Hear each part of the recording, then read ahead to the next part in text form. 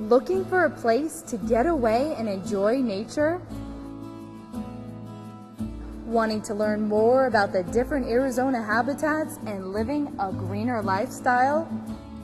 Having a desire to fish and relax, but not sure where to go? If so, we have the perfect place for you. And that's coming up on this edition of Come Out and Play, Chandler.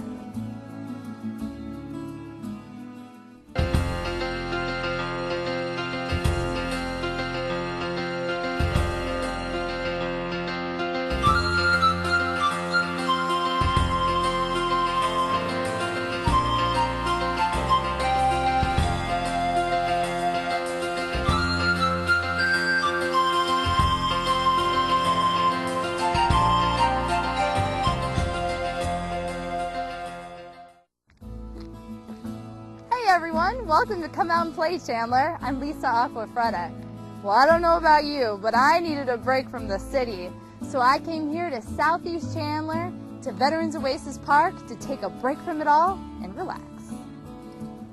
Veterans Oasis Park is located on the northeast corner of Chandler Heights and Lindsay Roads. This 113-acre property was a shared project with community services, police, and municipal utilities departments. The primary goal of the project was to develop a recharge site. From there, they developed an integrated, multi-use facility to include a police substation, environmental education center, recharge basins, a fishing lake, and trail system for everyone to enjoy.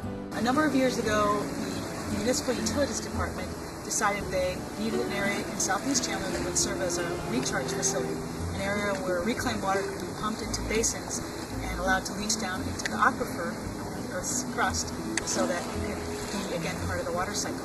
The water that's recharged here goes into the back part of the park, into any of the 5 basins that are back there, which comprises the main part of the park. 78 out of 113 acres are recharge basins. And the fact that there's water on site at any given time in any of the 5 basins, anything from dry soil to the next increment, which would be dry mud, if you will, then to wet mud, then to shallow water, then to deeper water. All those increments attract different types of birds and animals and habitats, creates different habitats. So to have a riparian habitat or multiple riparian or wetland habitats on site is very exciting because it creates great potential for all kinds of wildlife and species. And we are very fortunate to work with a local chapter of the Audubon Society, Desert Rivers Audubon. They've been doing monthly bird counts out here, and we have seen a tremendous growth in the number of bird species that are being sighted here. There are lots to do and see here. There are 4.5 miles of hiking trails, and you can hike, you can stroll, you can saunter. It's very peaceful. All the trails are ADA accessible. They're made of decomposed granite, so they're really easy to walk on and to use. There's a trail, a cement trail that goes around the lake itself. It's a little under a half mile, and a lot of people just like to walk that a couple times just for some exercise. If you want a little more secluded kind of experience, you can go back on one of the trails back into the recharge area. Particularly if you're looking for birds or wildlife, those would be good places to go. This park is a little bit different than a traditional park that a lot of people think of. We do have some grassy areas, but they're very minimized, so it's more of a natural setting. There's areas in the park that are meant to be like the different habitats that you find typical of the Sonoran Desert. We have ramadas that can be rented. There's a children's play area, but it's very non-traditional, no swing sets or slides that people might be looking for, but instead large sandy areas with boulders that the kids can climb on. And it's near the Environmental Education Center. It's also near a ramada and a picnic area. We really encourage people to come out here and enjoy the park. It's a nice, quiet, secluded location which really has a different feel to it, and I think it's one of the crown jewels of Chandler. The lake at Veterans Oasis Park is part of the Arizona Game and Fish Department's urban fishing program, and we've been getting stocked with fish since the fall. My water in the tank's cooler than the water out here, so I'm equalizing the temperature so the fish go in better. And right now we've got both catfish and trout in the lake, so the public is invited to come on out and try to catch one. A lot of people ask if the lake is catch and release, and that's not the case. You can catch the fish and bring them home to eat, which is what most people do. He came again!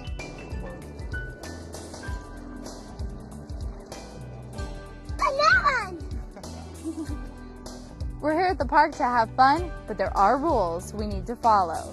And in order to fish at the urban fishing lake, you need to have a permit. It could be either a class U, D, L, or P permit. And we don't sell the permits here, but you can get them at local sporting goods stores and some other general department stores as well. And we keep a list here at the center to let people know where they can go to get a license. And we don't provide bait or gear here, so people do need to provide that themselves, bring it along with them. Limited boating is allowed with a permit, but don't think about swimming in the lake, and that includes your pets. You can walk, run, hike, or bike on the trails, and even horseback ride, but the riders must stay on the designated equestrian trails. Please remember, when in the back part of the park, also known as the preserve area, to stay on the trails to avoid disrupting the wildlife. And always remember to pick up after yourself. For more information, please contact the staff at the Environmental Education Center at 480-782-2890. Maintaining 113 acres of property is no easy job. Lake maintenance is a collaborative effort between the groundskeeper staff and the Arizona Department of Game and Fish, who provide us with a report card on the quality of the lake. The park is also maintained by you, the user, so be sure to pick up after yourself. There's so much to do here, I don't even know where to start. While you watch this fun fact, I'm going to go inside and collect some information here at the Environmental Education Center.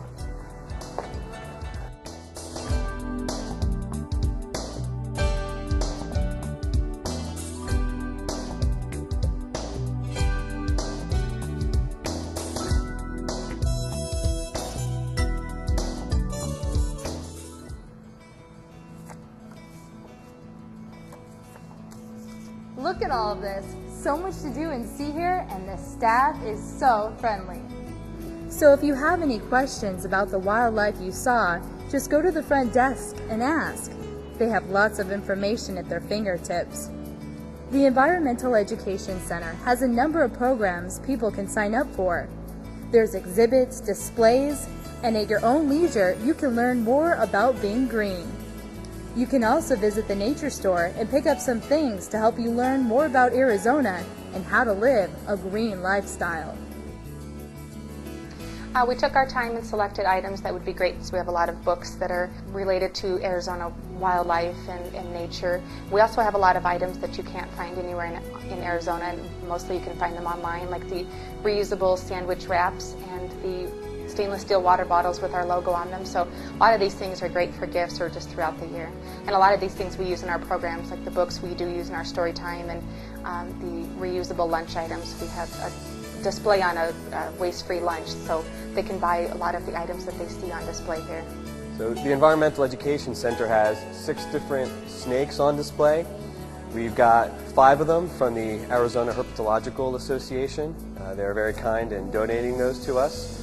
And PetSmart helped us out by donating some of the snake cages and habitats. And the 6th snake was donated by one of our visitors. We've got a coach whip snake, a Sonora Mountain king snake, the western lyre snake, a gopher snake, a glossy snake, and a desert king snake. And they've also been a pretty popular attraction here at the center as well. We do public feedings periodically. We don't have an official schedule for that.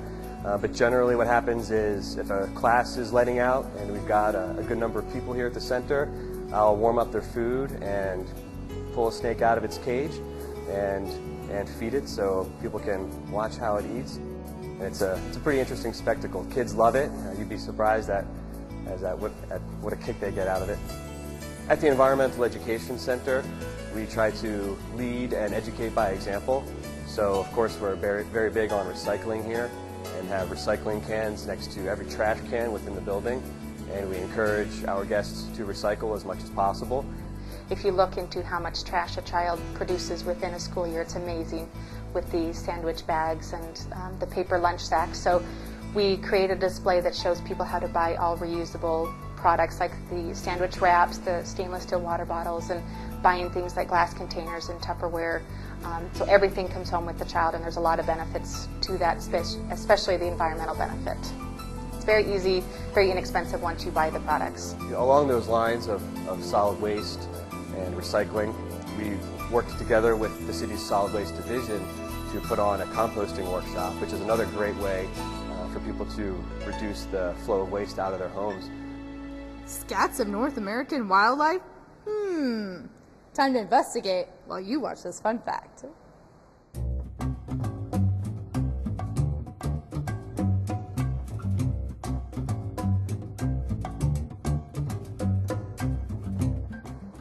The Environmental Education Center offers a number of classes for residents of all ages. The registration process is easy. What's difficult is choosing which ones to pick. And we've got programs for all age groups, from the Mother Nature's Storytime program for preschoolers, along with a lot of nature and music classes and arts and craft classes for preschoolers also, up to a nature camp that goes on during school breaks for 6 to 13-year-olds.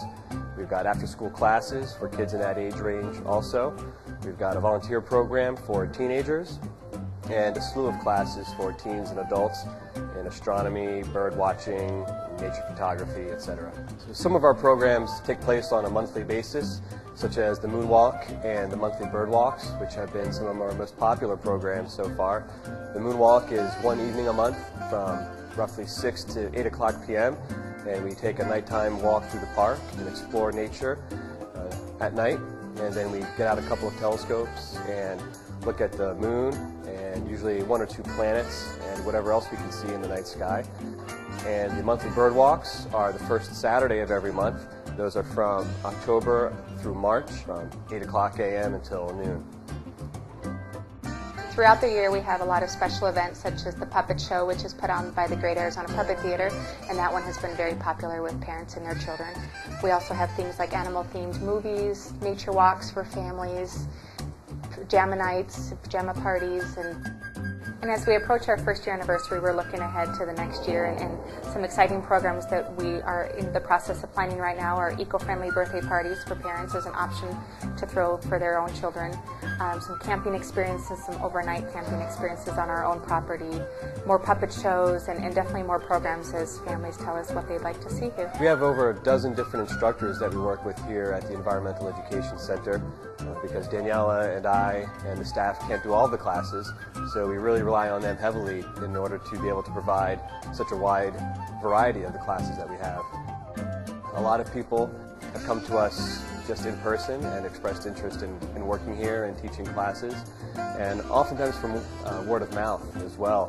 One instructor will refer another instructor to us, and we're always looking for new instructors. So if somebody has an idea for a class that they would like to teach out here, as long as it relates to nature or the environment or the outdoors, we're willing to give it a shot.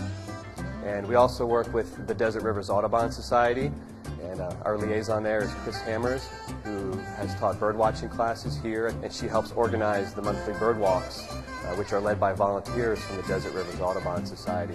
Those bird walks are real fun because people get an education, and at the same time, the volunteers from Desert Rivers are actually doing a bird survey for us. So every month we get a tally of what birds are here, and sometimes how many of them are here as well.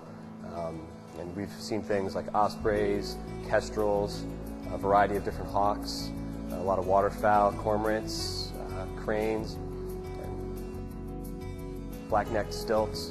And I think right now we're up to over 60 different birds, and they're all being tallied in an online database at ebird.org. And the public can add to that tally as well, or they can go on there and see the list of birds that have been spotted out here so far.